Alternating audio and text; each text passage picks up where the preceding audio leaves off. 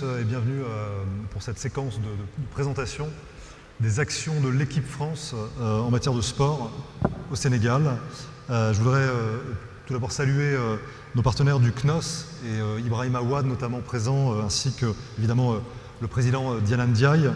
Saluer l'ensemble de l'équipe de la Global Sports Week qui nous accueille ce soir, qui nous offre l'opportunité de présenter nos actions devant vous. Et bien entendu les représentants de toute l'équipe France, en premier lieu Régis Danto, notre conseiller de coopération et d'action culturelle au sein de l'ambassade, Alexandre Pointier, qui est directeur de l'AFD ici au Sénégal, nos collègues de Business France et l'ensemble des ONG partenaires qui sont présents aujourd'hui et qui interviendront tout au long de cette séquence. Alors pour commencer, en guise d'introduction, je vais immédiatement proposer la présentation d'un message de notre ambassadeur qui a enregistré hier une vidéo pour nous présenter sa perception de cette séquence. Chers amis, je suis très heureux d'être avec vous pour cette deuxième édition de la Global Sports Week. Je veux en particulier remercier Lucien Boyer qui a créé ce rendez-vous et puis aussi saluer le président du CNOS, Diana Ndiaye. Je suis très heureux aussi de la décision qui a été prise cette année d'insister plus particulièrement sur la dimension internationale de la Global Sports Week et notamment à travers le réseau des villes organisatrices des prochains Jeux Olympiques. Dakar y a toute sa place, bien sûr, car Dakar est devenu, depuis sa sélection pour l'organisation des JO de la jeunesse de 2026, le porte-drapeau de l'olympisme pour tout un continent et pour les jeunes sportifs du monde entier.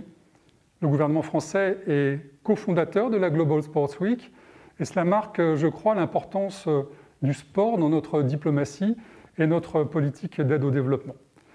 Le sport est ainsi l'une des grandes priorités de notre coopération avec le Sénégal. Il l'est dans toutes ses dimensions, sociales, économiques, éducatives, sociétales et culturelles. Il l'est parce que la jeunesse est au cœur de toutes nos préoccupations. La France, grâce notamment à l'AFD, aidera ainsi à rénover à Dakar le stade Iba Mar Diop et le complexe sportif du Tour de l'Œuf, dont la piscine olympique. Mais la France s'engage aussi dans la formation des entraîneurs et des athlètes sénégalais, y compris avec la mise en place de sections sport-études. Elle participe également à un dispositif de réinsertion par la pratique du sport des mineurs incarcérés. La France s'implique dans un tout autre registre dans le développement du e-sport au Sénégal.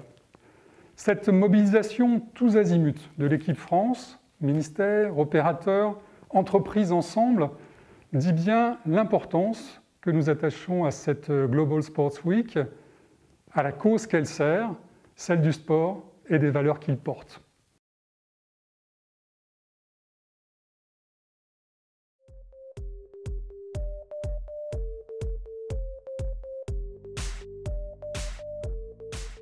Voilà. Je voudrais en quelques secondes vous présenter la méthode qui a été choisie pour présenter nos actions. Nous avons divisé en deux temps la présentation de nos engagements. D'abord, nous allons aborder nos actions d'accompagnement dans la perspective des Jeux Olympiques de la jeunesse de Dakar en 2026, incluant à la fois la dimension infrastructurelle de notre accompagnement et l'accompagnement du monde sportif, de la gouvernance du sport. Ensuite, le deuxième temps de cette présentation sera consacré à la présentation de nos actions en matière d'inclusion par le sport, à la fois pour la promotion de l'égalité, de la réinsertion, de l'éducation, la formation professionnelle bien sûr, mais aussi le e-sport plus original, la santé et le développement social et communautaire. Dans cette deuxième partie sur l'inclusion par le sport, nous aborderons aussi la dimension économique et le rôle du développement des échanges économiques dans le sport et dans le développement du sport. Donc voilà, sans plus tarder, donc je vais donner la parole à Alexandre Pointier, directeur de l'AFD ici à Dakar, pour nous présenter les actions menées par l'AFD en matière d'infrastructure. Merci beaucoup François. Lors de son discours de Ouagadougou de 2017, le président de la République française a placé le sport comme un important vecteur de développement économique et social pour l'Afrique et sa jeunesse. C'est la raison pour laquelle l'AFD a fait du sport un de ses nouveaux axes d'intervention avec une stratégie sport et développement qui vise spécifiquement l'égalité de l'accès à la pratique sportive avec un accent mis sur l'égalité homme-femme. Alors le Sénégal, eh bien, c'est l'un des principaux, si ce n'est le principal partenaire de l'AFD dans la mise en œuvre de cette stratégie. Je salue tous nos amis et partenaires qui ont pu être présents aujourd'hui. Et nous allons, lors de cette séquence, évoquer plusieurs exemples d'intervention de l'AFD au Sénégal. Mais je souhaiterais commencer par peut-être le projet le plus emblématique, qui est cette coopération tripartite entre le comité olympique sénégalais, Paris 2024 et l'AFD, dans le cadre de la préparation et l'organisation des Jeux olympiques de la jeunesse de 2026. Ce rapprochement, eh bien, il a donné vie à une démarche partenariale assez inédite, baptisée Alliance Dioko, dont l'objectif est d'assurer la pérennité des retombées économiques, sociales et environnementales des JOJ. Alors, des différentes actions de l'AFD dans le cadre de ce partenariat, moi je retiens surtout deux initiatives. La première, qui est la mobilisation d'un dispositif de financement qui permet un partenariat rapproché entre le Comité olympique sénégalais et l'INSEP, qui est vraiment l'acteur de référence sur le sport de haut niveau en France. Et le deuxième, eh bien, c'est le financement de 3 infrastructures qui seront utilisées lors des JO, la rénovation d'infrastructures. Il s'agit du stade Iba Mar Diop dans la Médina, il s'agit de la piscine olympique de Point E, et il s'agit enfin du centre équestre de Colobane. Ces infrastructures, eh bien, elles sont très symboliques, puisqu'elles sont basées dans des quartiers populaires de Dakar. Et l'objectif de l'intervention de l'AFD, eh bien, c'est précisément de faire en sorte que ces infrastructures soient de bonne qualité et ouvertes aux Dakarois bien après l'intervention des Jeux Olympiques. Voilà, je vous remercie et la suite en vidéo.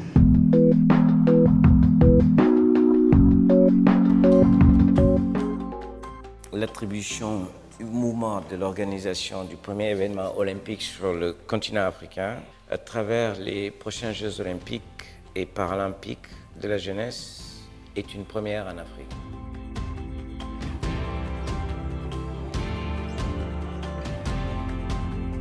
Paris organisant 2024, nous avons décidé avec toutes les équipes de bâtir un projet, le projet Dioko.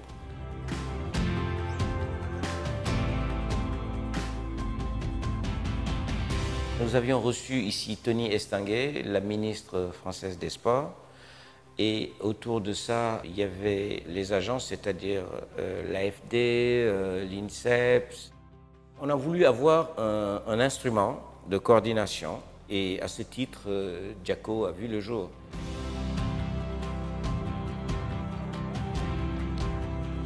On ne bâtit pas de nouvelles infrastructures.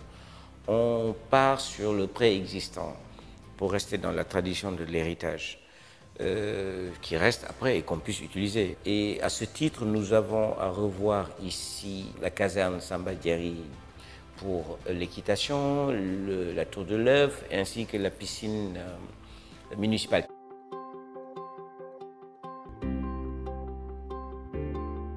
Nous sommes en train de sillonner tout le territoire national pour que ce soit un projet national et même africain, puisque tous les pays limitrophes, nous sommes en contact avec des CNO au Mali, au Maroc et autres, pour les sensibiliser à ce que nous voulons faire et à ce que nous voulons bâtir pour une première en Afrique. On veut le faire de façon très, très collégiale. Je ne dirais pas africaine parce que les Jeux, c'est universel.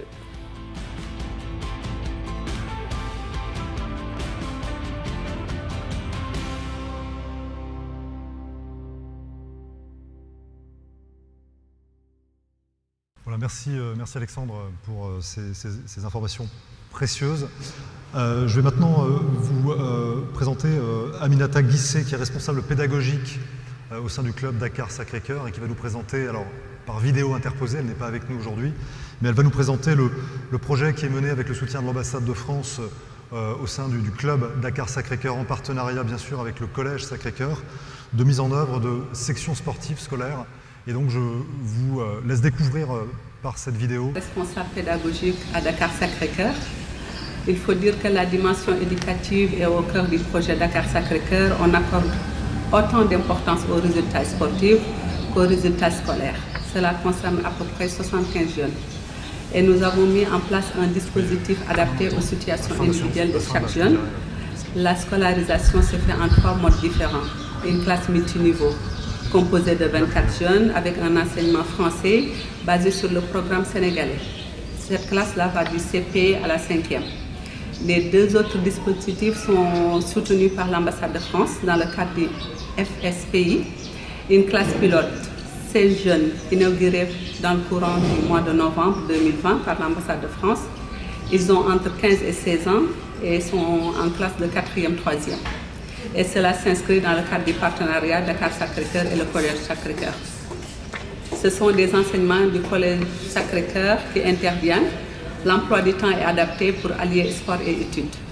Ensuite vient la classe Bourse Talent, qui sont composés de 34 jeunes, des U11 et U13, classe de CE1 en 4e, et ils sont scolarisés au sein même du Collège Sacré-Cœur. Ils bénéficient d'une prise en charge complète.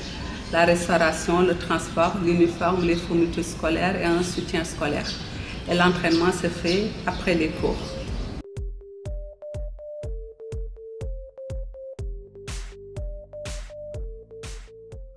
L'ambassade de France soutient un projet notamment de promotion de l'égalité des genres, un projet à travers la pratique du rugby. Et là aussi, nous avons une vidéo qui va nous permettre de vous présenter ce projet, un projet financé dans le cadre du FSPI, un projet PISCA. Alors désolé pour les acronymes, mais ce sont des dispositifs du ministère français des Affaires étrangères et qui permettent de financer les ONG. Je vais donc vous laisser découvrir la vidéo qui nous présente ce projet.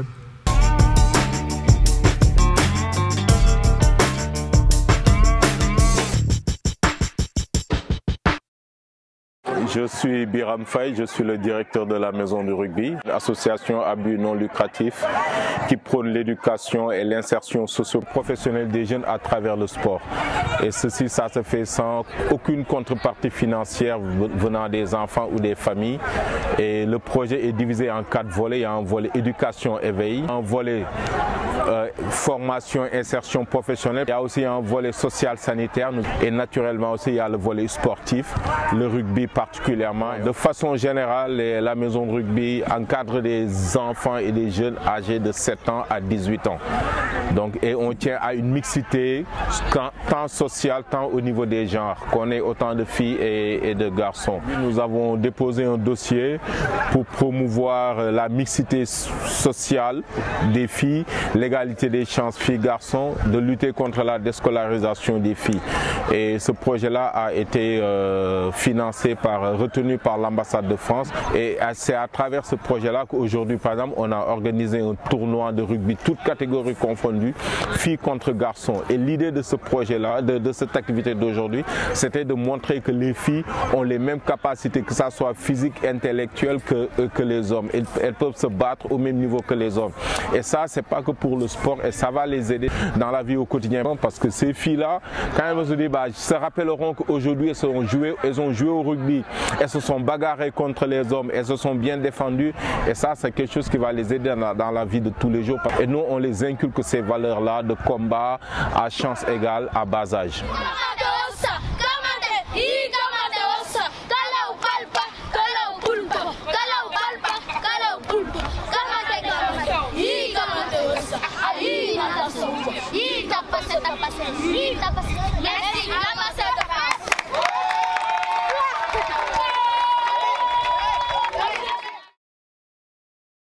Merci Victor. Voilà, je vous propose de passer au deuxième projet que nous souhaitons vous présenter dans le cadre de ces actions d'inclusion, de soutien à l'inclusion par le sport. Et je vais donc très vite donner la parole à Nelly Robin qui nous a rejoint, qui est présidente de l'ONG pour le sourire d'un enfant, une association qui œuvre au Sénégal et qui va nous présenter un projet là aussi financé par l'ambassade de France de soutien à la réinsertion des mineurs au travers de la pratique de l'escrime. Voilà, donc je donne la parole à Madame Robin. Escrime et justice réparatrice, donc créée par l'association pour le sourire d'un enfant à Thiès, en étroite collaboration avec l'administration pénitentiaire du Sénégal, est avant tout un procédé éducatif inédit basé sur une expérience de plus de 30 ans en milieu carcéral auprès des mineurs, filles et garçons de 8 à 17 ans. Pourquoi l'escrime? L'escrime est le seul sport qui réunit en même temps, on peut passer à la station, merci, qui réunit en même temps la tenue blanche, le masque, l'arme, les rites et l'arbitrage, à partir desquels nous pouvons travailler sur l'identité, le contrôle de soi, la socialisation et les responsabilités, autant de notions qui permettent aux mineurs de se reconstruire dans la préparation de leur réinsertion. Depuis 2015, des résultats exceptionnels et uniques, aucune récidive parmi les 350 mineurs qui ont participé au programme, des histoires de vie improbables. Daouda, qui est aujourd'hui va devenir avocat, Joséphine, qui est sur les bancs de la faculté de philosophie, et l'intégration dans les enseignements de l'éducation de l'École nationale de l'administration pénitentiaire d'une formation en tant qu'animateur d'escrime et justice réparatrice. 2020, c'est une année particulière avec le FSPI de l'ambassade de France, des initiatives nouvelles, nous en avons retenu 3, l'implication hebdomadaire de 2 escrimeurs olympiques, Astrid Guyard et Jérémy Cadeau, l'adaptation du modèle qui a conçu initialement pour les mineurs en détention vers de nouveaux publics, que sont les enfants en danger et les talibés, et enfin l'ouverture vers de nouvelles prisons, Diourbel et Dakar, en espérant une extension nationale. Mais le programme Escrime et Justice Réparatrice, c'est avant tout le sourire retrouvé sur le visage des mineurs et de leurs parents. Et pour compléter mon propos, je vais laisser la parole, je crois, par un reportage aux acteurs de l'administration pénitentiaire.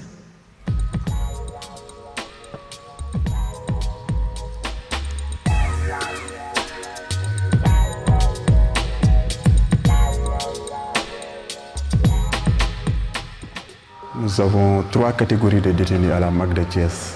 Donc nous avons des femmes, des majeurs et des mineurs. Oui, nous participons à un programme Justice Réparatrice, un programme d'escrime, en collaboration avec Sourire d'un enfant. Donc on fait suivre aux détenus mineurs, hommes et femmes, un programme d'escrime.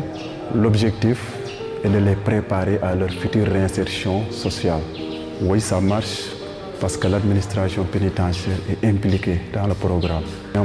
C'est une sorte de récompense qui permettra aux autres de bien se comporter pour pouvoir y bénéficier. Et ça a un effet sur la détention, parce que ceux qui participent au programme, dans la détention, non seulement ils ont un comportement différent, positif, mais aussi la récidive a diminué chez ces personnes.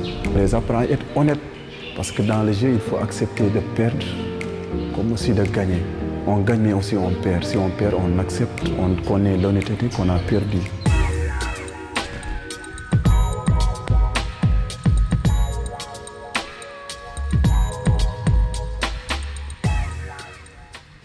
Rémi Natagnan, substitut procureur à Thiès, chargé de la question des mineurs auprès du tribunal pour enfants de Thiès. Je pense qu'on devrait encourager Sourire d'un enfant.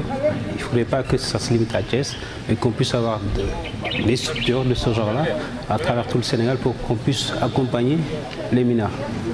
Parce que la question des mineurs est un peu spécifique, quoi. Ce ne sont pas les mêmes principes qui s'appliquent aux mineurs. Pratiquement tous les principes sont dérogatoires. À l'audience, la preuve, ce sont les éducateurs qui ont beaucoup plus la parole. Ce sont eux qui connaissent les enfants, c'est eux qui peuvent dire comment réinsérer les mineurs qui sont en conflit avec le loi. C'est pour vous dire que Sourire d'un enfant nous est d'un très grand apport dans le travail que nous faisons chaque jour. Je sais que nous avons des difficultés pour l'accueil des enfants, le placement des enfants. Ils sont en train de faire un travail vraiment remarquable et je les exhorte à continuer dans ce sens-là.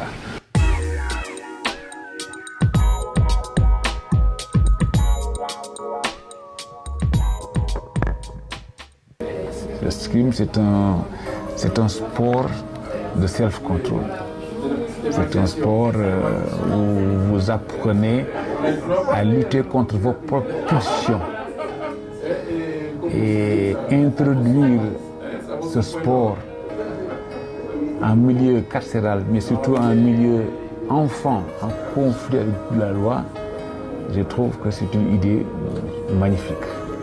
Non seulement ça facilite le travail de l'administration pénitentiaire, mais ça permet à ces enfants également, demain, quand ils vont sortir, d'être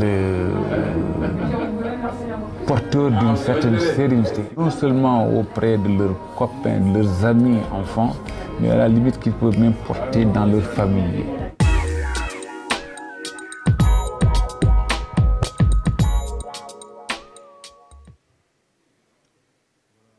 Merci une nouvelle fois Victor pour cette sympathique planche de caricature. Donc nous pouvons passer au point suivant de notre présentation sur l'inclusion par le sport. J'accueille sur le plateau donc Mathieu Chupin, qui est président du club Dakar Sacré-Cœur, et Diane Jegam, qui est directrice adjointe de l'AFD à Dakar, au Sénégal, pour aborder un autre sujet de l'inclusion, celui de l'éducation par le sport et de l'éducation pour le sport. Deux projets emblématiques que vont nous présenter nos collègues. D'abord Mathieu, qui va intervenir pour nous présenter le projet d'académie Dakar Sacré-Cœur, qui est un projet ambitieux d'éducation au travers du sport et avec du sport, mais je vais laisser Mathieu nous présenter ce projet. À toi la parole. Merci François. Je suis heureux d'intervenir en présence notamment de nos amis du Comité national olympique.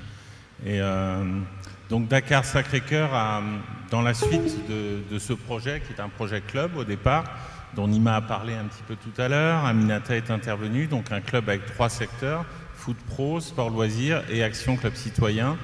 On a souhaité prolonger avec nos partenaires des Frères du Sacré-Cœur, prolonger l'aventure, et avec une vision très simple qui est de pallier à un manque aujourd'hui très important dans le domaine de l'éducation, mais permettre notamment à des jeunes de suivre un cursus scolaire tout en pouvant s'adonner à leur passion, le sport. Et ça manquait cruellement à Dakar, au Sénégal. Donc on a eu l'idée de lancer des classes sport-études. L'objectif est de démarrer sur la rentrée scolaire octobre 2022. Mais dans le cadre du programme FSPI, on a pu démarrer déjà avec un système de classe pilote. Deuxième innovation majeure au niveau de ce projet Sacré-Cœur Academy, c'est le lancement de cycles de formation au métier du sport. Et c'est quelque chose de très important. Donc on est accompagné dans ce très beau projet par un établissement scolaire référence au Sénégal, c'est le Collège Sacré-Cœur. Et on est accompagné aussi par des sportifs de renom. Je parlais bien sûr de Nima sur l'athlétisme. Je parlais de Souleymane Baye sur la partie sport de combat. Je parlais de Moustapha Sonko, l'ancien capitaine de l'équipe de France de basketball sur le basketball. Je parlais aussi de Guedel, qui n'est pas proprement dit, mais il a été sportif étant jeune. Mais Guedel Ndiaye, le président de la Fédération sénégalaise de rugby, pour le rugby. Et puis des garçons comme Souleymane Camara, qui sont déjà des associés au niveau du club Dakar Sacré-Cœur et qui vont nous accompagner sur la partie football. Donc ce projet, on espère qu'il verra le jour. On a des discussions intéressantes, notamment depuis maintenant 2 ans, on a eu des échanges avec les gens de l'AFD, d'autres partenaires potentiels. C'est un projet important avec un financement qui est de 5 à 6 millions d'euros. Mais je le répète, les indicateurs sont plutôt verts. On a la chance aussi d'avoir un partenaire en France qui croit en ce projet, en l'occurrence l'Olympique Lyonnais. Et donc on espère pouvoir démarrer les premières classes en octobre 2022 et être du coup un acteur de ce magnifique projet pour le sport sénégalais qui est Dakar 2026. Donc on espère être impliqué et apporter notre contribution à ce projet également. Voilà. Merci beaucoup Mathieu pour cette présentation. Je vais donner la parole à présent à Diane Jegam, directrice adjointe de l'AFD, pour nous présenter le projet EJO, qui est un projet là aussi d'éducation par le sport, en partenariat, mis en œuvre en partenariat avec, pas que d'ailleurs d'éducation par le sport, mis en œuvre par l'ONG Play International. Merci François. Bonjour à tous. EJO est un très beau projet de réconciliation pour aujourd'hui et demain, un projet d'éducation active et inclusive de tous les enfants du Burundi, du Sénégal, du Libéria et du Kosovo. Grâce à un financement AFD de 2 millions d'euros, l'ONG Play International, avec l'appui d'ONG locales, mettra en œuvre une proposition pédagogique innovante fondée sur des activités socio-éducatives, sportives, ce qu'on appelle la pédagogie, pour des enfants de 8 à 15 ans. Ce projet permettra de rendre accessible une éducation de qualité pour les enfants les plus vulnérables, comme les filles, les enfants en situation de handicap ou les minorités communautaires. Play International a déjà mis en œuvre ce projet au Burundi en 2016 et le projet EJO se veut comme une continuité de ce qui a été fait au Burundi, dont les impacts sont vraiment formidables et j'ai eu la chance de visiter ce projet quand j'étais basée en Afrique de l'Est à Nairobi. Les impacts de ce projet au Sénégal sont déjà extrêmement riches. Environ 700 enfants sont déjà bénéficiaires de ces activités socio-sportives mises en œuvre au sein des structures partenaires sur 17 terrains à Ziguinchor et à Saint-Louis. Un incubateur régional a été lancé justement pour favoriser l'émergence et l'accompagnement de ces projets innovants en faveur de l'éducation par le sport des plus vulnérables et en partenariat avec l'écosystème local. Et enfin, un travail partenarial également prometteur et très fort engagé avec les institutions sénégalaises comme le ministère de l'Éducation ou le ministère de la Jeunesse et le Comité national olympique et sportif sénégalais pour promouvoir les valeurs de l'olympisme à l'école. Avec EJO, l'AFD est décidément tournée autour de ce monde en commun et particulièrement fondée sur le lien social. Je vous laisse découvrir le projet en vidéo.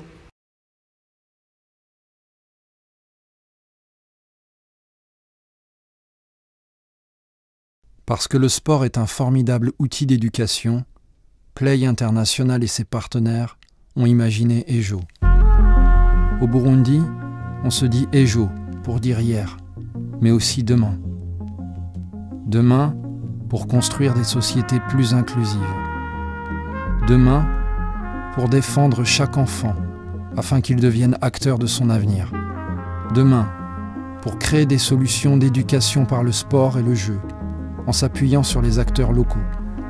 Demain, pour les enfants du Libéria, du Sénégal, du Burundi et du Kosovo. EJO, pour les enfants réfugiés, les filles et jeunes femmes, les enfants en situation de handicap, enfants victimes de violences, celles et ceux exclus de tout apprentissage. Demain, le sport et le jeu seront des opportunités d'améliorer le quotidien de 80 000 enfants. Avec EJO, demain s'écrit maintenant.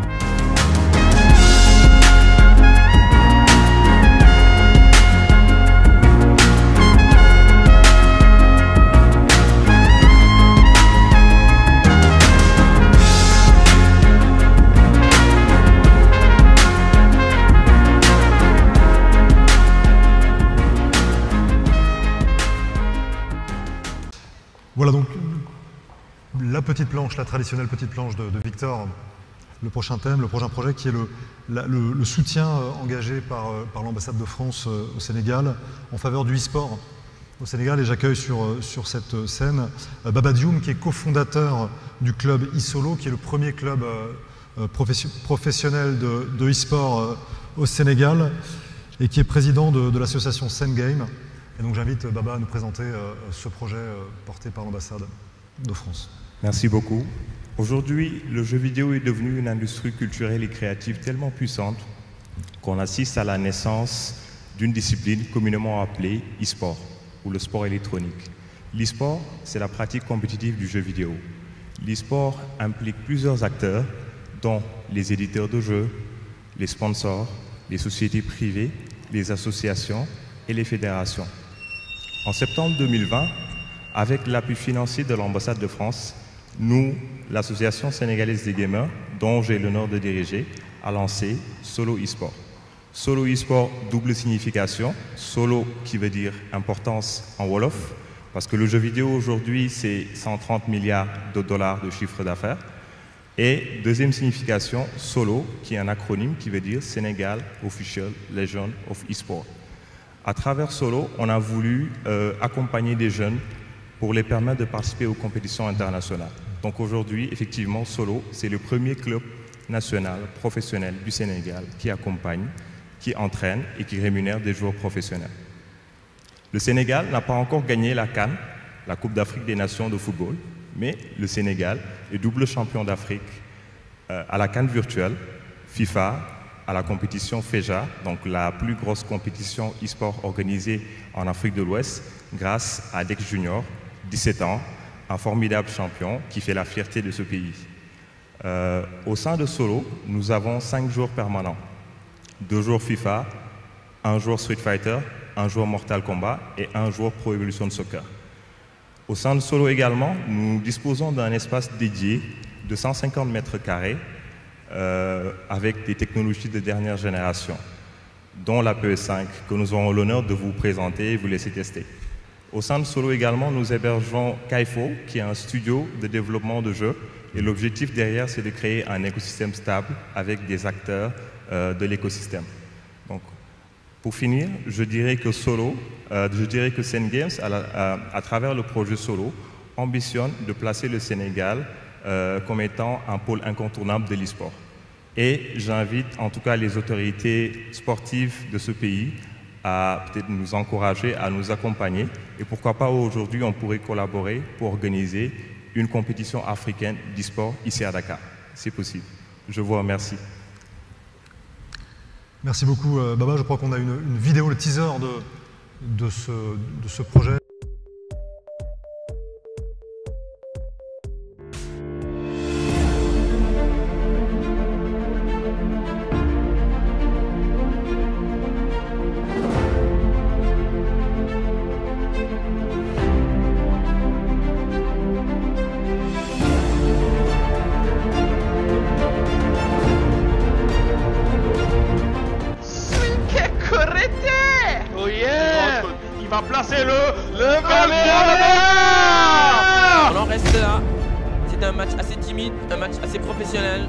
Incredible. Solo eSport by Sen Games 2020 people.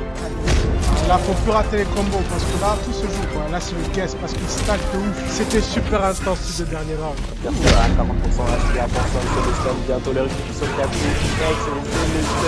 X,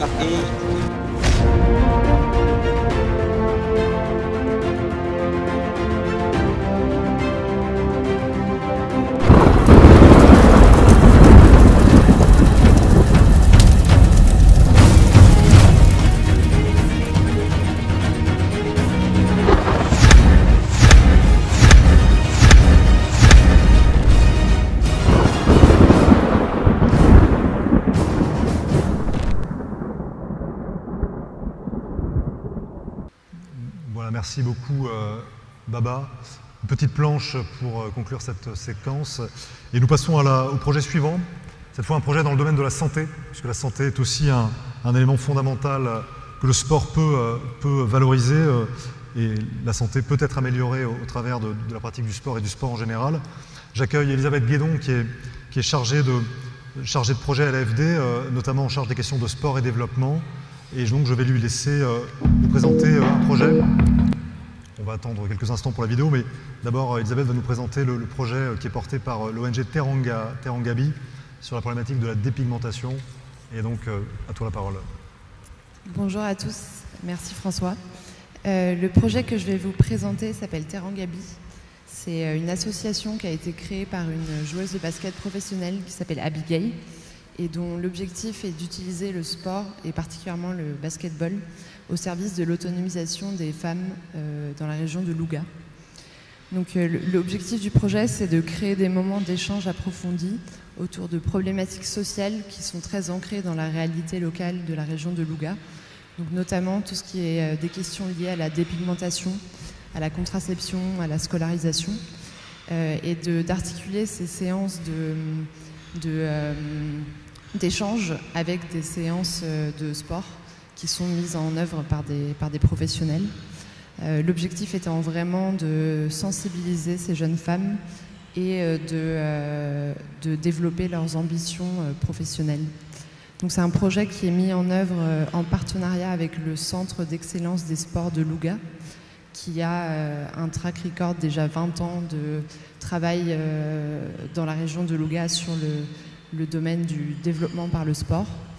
Et le projet qu'on finance au niveau de l'AFD a pour objectif de former 40 femmes ambassadrices qui elles-mêmes pourront sensibiliser entre 400 et 500 femmes sur ces sujets de société qui sont assez vastes. Donc je vous laisse découvrir le projet en vidéo. Merci.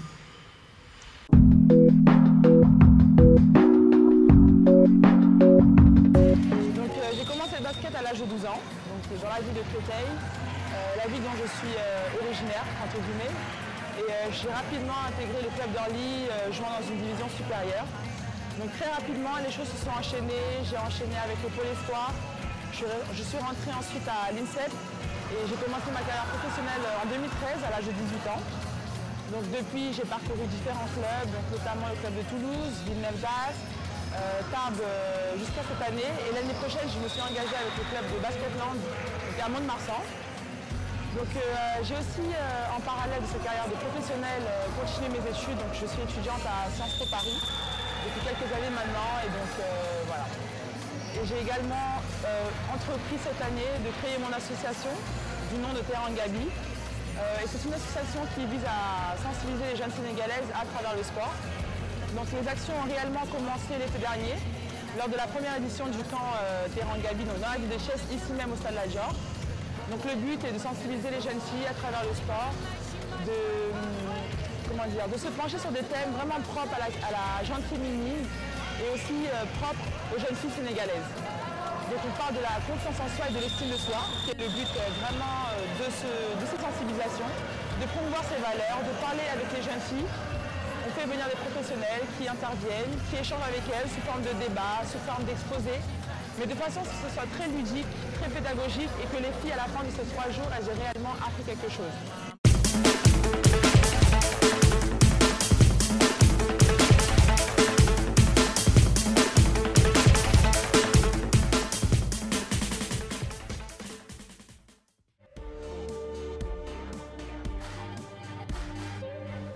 Merci beaucoup, merci à l'AFD pour cette présentation de petite planche de Victor. Un mot juste pour dire que ce projet Terang Gabi est également soutenu par l'ambassade de France, donc c'est un double soutien qui est apporté par l'équipe France à cette ONG. J'accueille maintenant avec nous, à côté de moi, Yacine Fall, qui est responsable de la communication du groupe FH Sénégal. Alors, la société FH Sénégal, qui est vraiment une entreprise qui au sein de cette équipe France largement entendue, incarne véritablement les liens économiques très forts, très intenses entre le Sénégal et la France, et qui se mobilise particulièrement dans le cadre de sa politique de RSE en faveur du développement par le sport. Donc je vais laisser Yacine nous présenter le projet de marathon, qui est le marathon FH, qui en fait est un projet bien plus large qu'un simple marathon. Merci François. Je suis très heureuse d'être à vos côtés aujourd'hui et aux côtés du CNOS aussi, dans le cadre de la Global Sports Week. Donc le marathon FH, c'est un événement qui existe aujourd'hui depuis 2016. C'était un peu notre façon de matérialiser en fait notre engagement en faveur du sport. On mène des actions depuis plus de 30 ans et donc on a eu cette ambition-là de créer un événement sportif au Sénégal, d'offrir aux Sénégalais un événement sportif avec une envergure internationale comme on en retrouve dans les autres grandes capitales. Donc c'est un événement de course à pied avec plusieurs épreuves, mais on ne s'est pas limité qu'à l'aspect sportif. Parce qu'au-delà de ça, c'est un événement citoyen déjà parce que les tarifs d'inscription sont très très accessibles.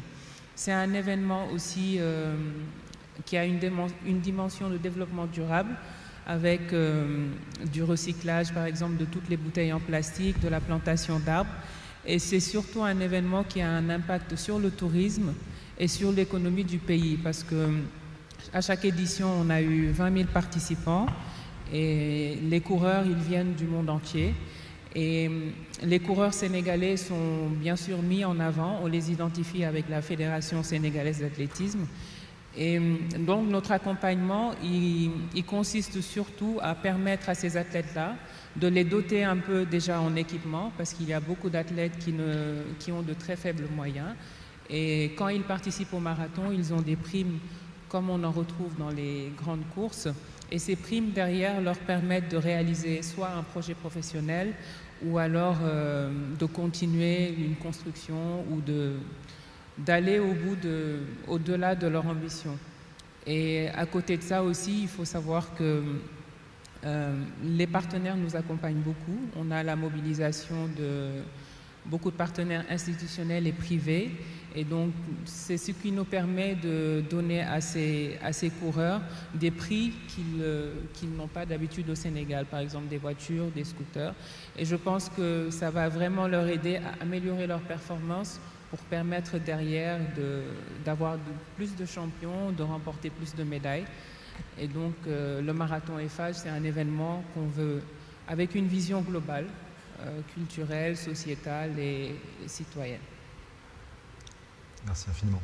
Je crois qu'on a une vidéo qui nous présente des images très, très concrètes, très parlantes de ce qu'est le marathon.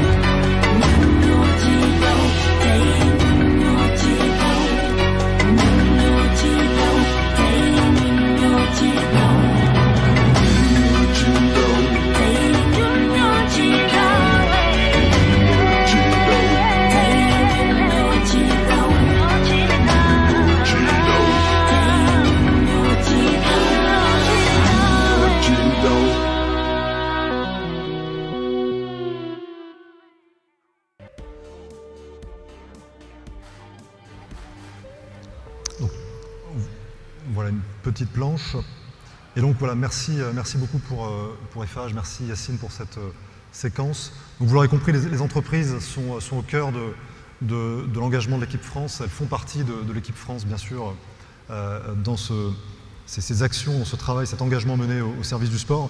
J'accueille sur la scène à présent donc Naïla Baba Issa et notre représentant, donc Adil Sariri, qui est représentant du monde économique, d'une PME française qui aspire à se développer ici au Sénégal.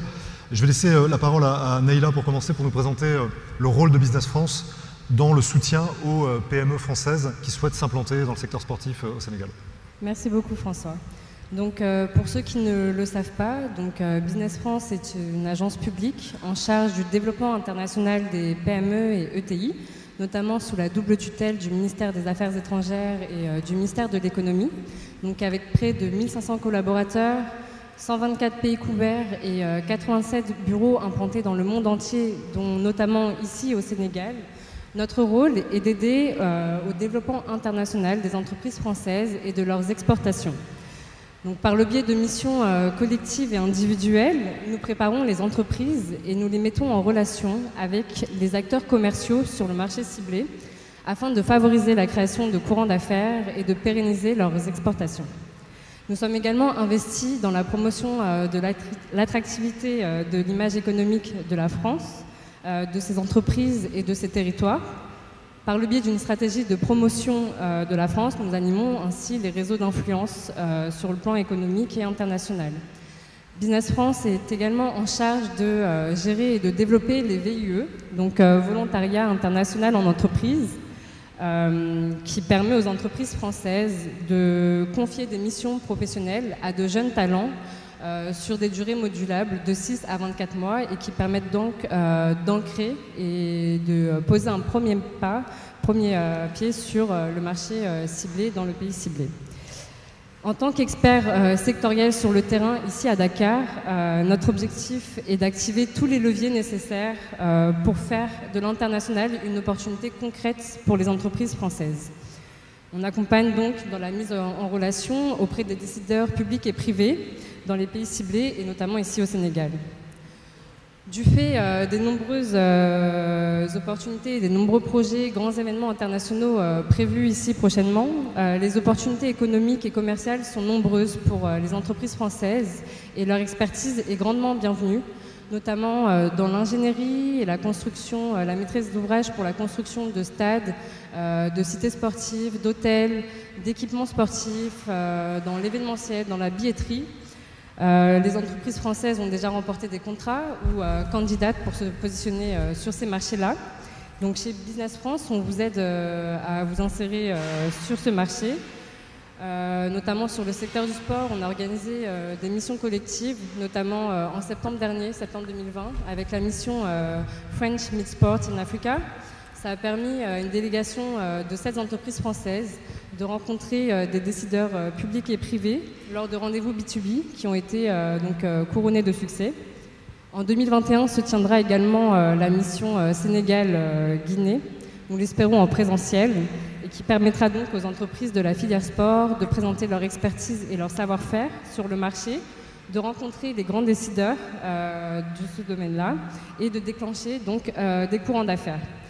Nous accompagnons également les entreprises de manière individuelle, des phases d'études du marché jusqu'à une projection à l'international et l'organisation de missions de prospection avec la mise en relation avec les acteurs clés du marché.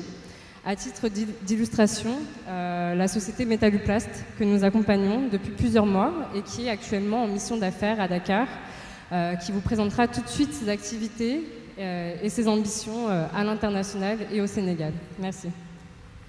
Merci beaucoup Naïla.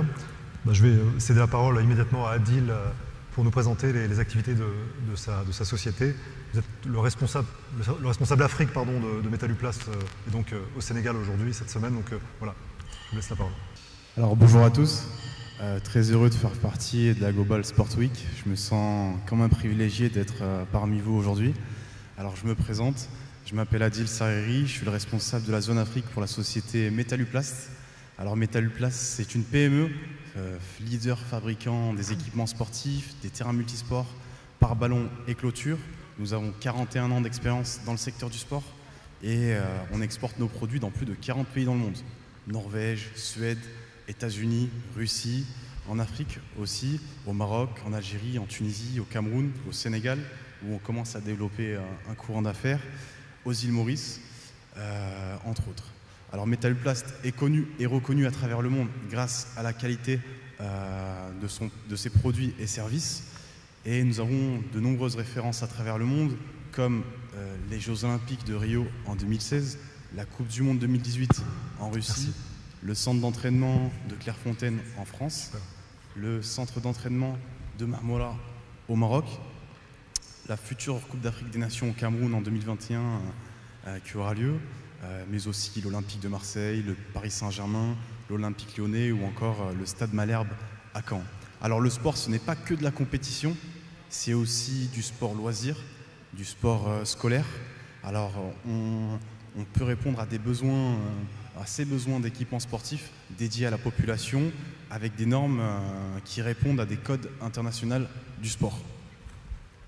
Alors aujourd'hui, je suis à Dakar pour une mission avec Business France qui nous permet de rencontrer des acteurs du sport.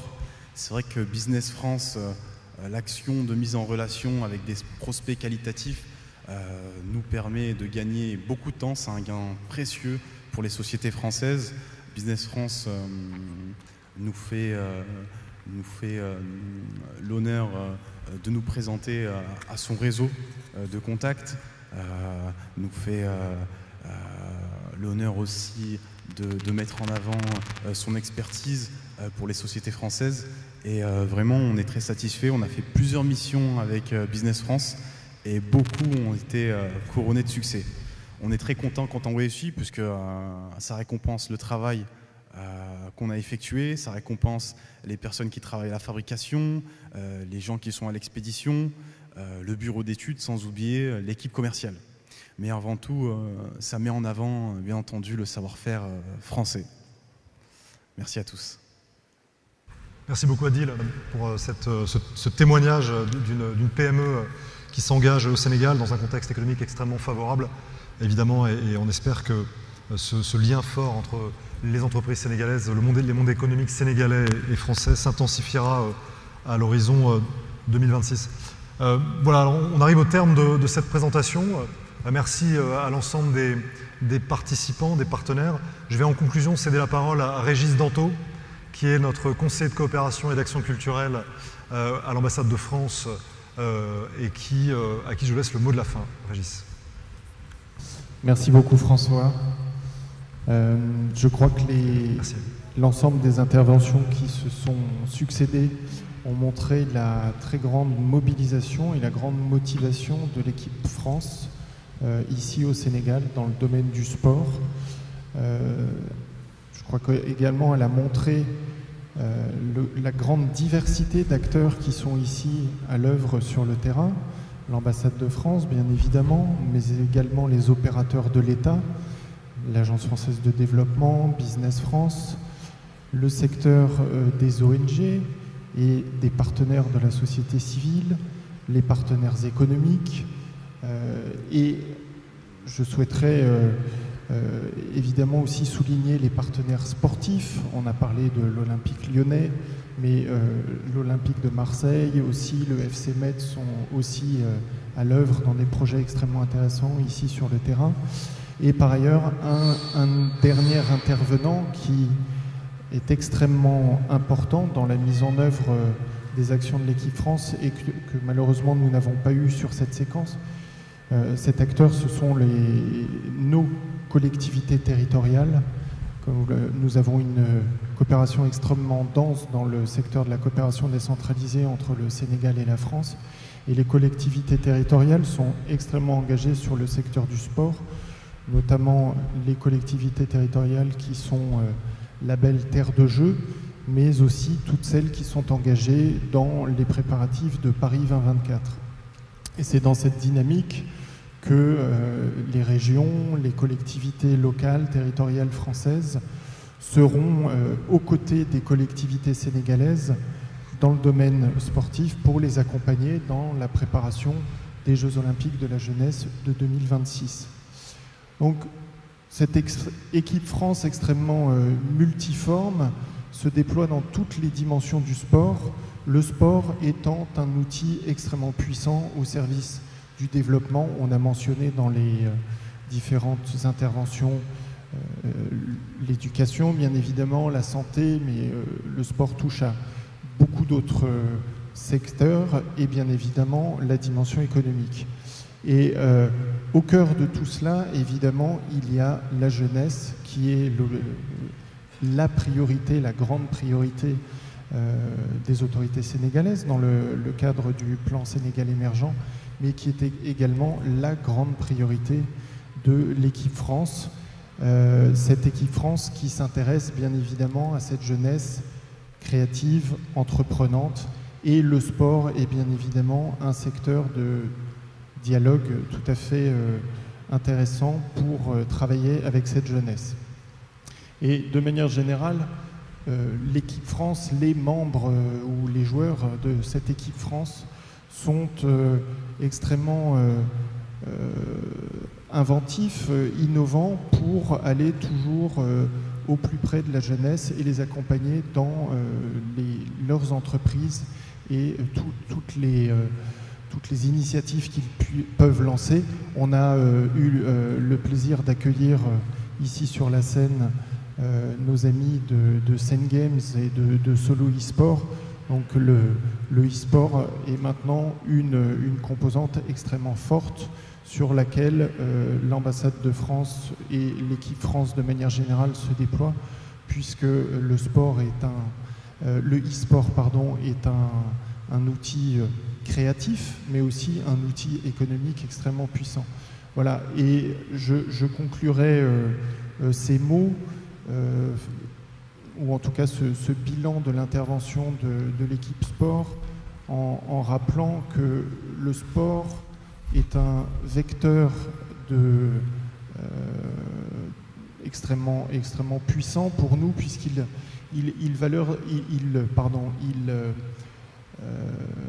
porte des valeurs qui sont communes à tous, communes au Sénégal, à la France, qui sont les valeurs de l'olympisme, et c'est un formidable outil de dialogue, de partage, de compréhension, de respect de l'autre, et c'est donc un formidable outil au service de la relation, de cette belle relation entre le Sénégal et la France.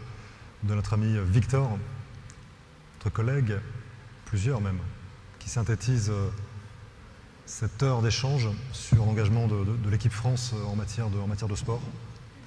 Je salue une dernière fois Ibrahim Awad pour sa présence aujourd'hui et voilà, pour l'assurer aussi que l'ensemble de l'équipe, des membres de l'équipe France seront totalement mobilisés à ses côtés, aux côtés du CNOS et de Diane Ndiaye, son président, dans la perspective des Jeux de 2026. Je crois qu'on en a terminé. Merci à tous. Excellente soirée et à très bientôt. Au revoir.